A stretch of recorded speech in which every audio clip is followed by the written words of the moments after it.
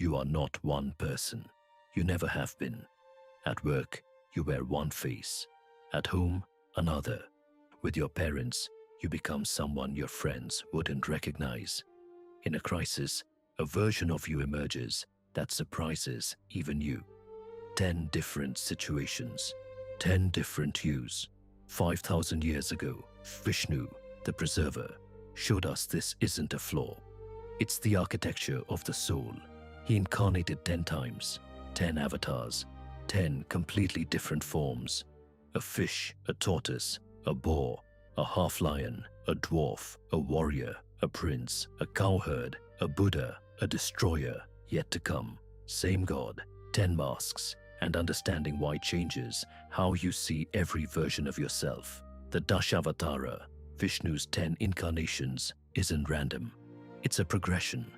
His first avatar was Matsya, a fish, pure survival, instinct, no higher thought, just stay alive. His second was Kurma, the tortoise who held the world on his back during the churning of the ocean. Support, foundation, endurance. Then Varaha, the cosmic boar who dove into the primordial ocean to rescue Earth herself. Strength in service. Then Narasimha, half man, half lion, the fierce protector who tore apart evil with raw, barely controlled power. Then Vamana, the dwarf who expanded to fill the cosmos in 3 steps, intelligence over brute force. Then Parashurama, the warrior sage, rage with purpose.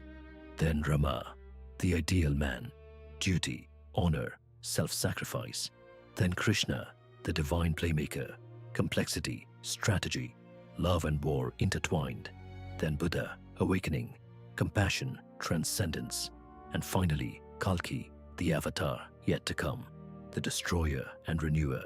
Full circle, evolution is encoded in this sequence, from fish to God, from instinct to enlightenment, from surviving to transcending. The same arc lives inside you. Carl Jung called it the persona, from the Latin word for mask. The persona is the face you show the world, your social self, the curated version of you that knows which version to deploy in which situation. Jung argued, this isn't deception, it's necessary. You can't show your full self to everyone. A doctor needs a clinical persona to function in surgery. A parent needs a nurturing persona even when they're exhausted. A leader needs a confident persona even when they're terrified. The problem isn't wearing masks. The problem is forgetting you're wearing them. When you identify so completely with one persona that you lose access to the others, you become rigid, fragile, one-dimensional. Vishnu never confused the avatar with the source. He was fully Rama. He was fully Krishna. But he was always Vishnu. The mask was total and temporary. He could wear it completely without being consumed by it. That's the mastery most of us never develop. British psychoanalyst Donald Winnicott took this further. He described 2 selves: the true self, your authentic, spontaneous core, and the false self, the adaptive personality you built to survive your environment.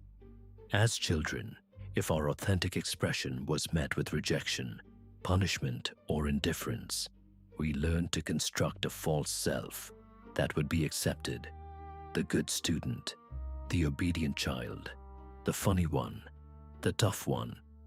Winnicott's devastating insight: the false self isn't just a mask, it becomes a prison. Because the more successful the false self is, the more praise it earns, the more love it receives, the more terrifying it becomes to reveal the true self beneath it. What if they don't like the real me? What if the real me isn't enough? Vishnu's avatars model the healthy version. Each avatar is fully committed to its role. But Vishnu never loses contact with his true nature. The Matsya doesn't forget its Vishnu. The Rama doesn't forget its Vishnu. The mask serves the mission. It doesn't replace the soul. Sociologist Erving Goffman wrote a book called The Presentation of Self in Everyday Life. His thesis, all human interaction is performance. You have a front stage, the version of you others see, and a backstage, the version you are when no one's watching. We switch between roles constantly: employee, parent, lover, friend, stranger. Each role has its own script, costume, and audience. Goffman found that the most psychologically distressed individuals were those who either couldn't switch roles or who had no backstage at all. People who were performing every moment, even when alone. Social media has made this epidemic. Your Instagram is a permanent front stage. You're performing even when no one is asking. Vishnu's wisdom is instructive. He had a backstage. Between avatars, he rested on the cosmic ocean in the silence of Vaikuntha. He returned to his true form. He recharged. The god who wore more masks than anyone also had the most sacred backstage. If you have no backstage, you have no self.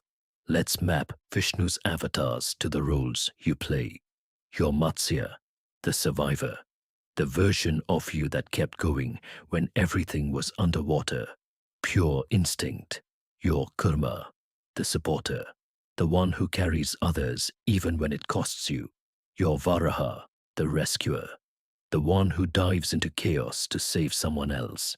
Your Narasimha, the protector, fierce, terrifying, the version that appears when someone you love is threatened. Your Vamana, the strategist, small and unassuming until you need to fill the room. Your Parashurama, the avenger, the rage you felt but rarely expressed. Your Rama, the dutiful one, the version that does the right thing even when it breaks your heart. Your Krishna, the complex one, the version that can hold contradiction, play and depth, love and war. Your Buddha, the seeker, the part of you that wants to transcend the game entirely. And your Kalki, the version of you that hasn't arrived yet, the one who will emerge when you finally integrate all the others.